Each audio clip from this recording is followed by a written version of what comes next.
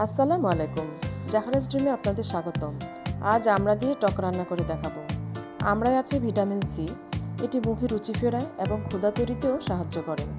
আমড়ার fibre কোষ্ঠকাঠিন্য এবং বদহজম দূর করতে সহযোগিতা করে, ভাইরাস আক্রমণ থেকে রক্ষা করে এবং আমড়া ক্যালসিয়ামের একটি ভালো উৎস। টক রান্না করতে লাগবে ৬-৭টি আমড়া, 2টি আলু, পেঁয়াজ, রসুন, কাঁচামরিচ, ধনেপাতা এবং পানি। এছাড়াও লাগবে সামান্য হলুদ ও লবণ। ধুয়ে রাখা আলু কেটে এর মধ্যে 2 কাপ পরিমাণ পানি দিয়ে একটি পেঁয়াজ হালকা হলুদ ও লবণ দিয়ে সিদ্ধ করে নেব। হালকা সিদ্ধ হয়ে এলে ভেঙে দেব। এর মধ্যে ধুয়ে রাখা আমড়াগুলো কেটে দিয়ে দিব। সিদ্ধ হয়ে এলে এর মধ্যে আগে থেকে ভেজে রাখা 1 পিস মাছ দিয়ে দিব। কিছুক্ষণ ঢেকে রেখে আবারও ভেঙে দেব। এরপর গরম করে রাখা পানি পরিমাণ মতো দিয়ে দেব। বলক আসতে থাকবে।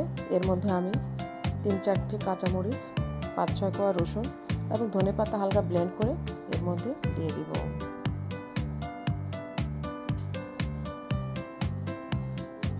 সামান্য আবারও লবণ দিয়ে দিলাম।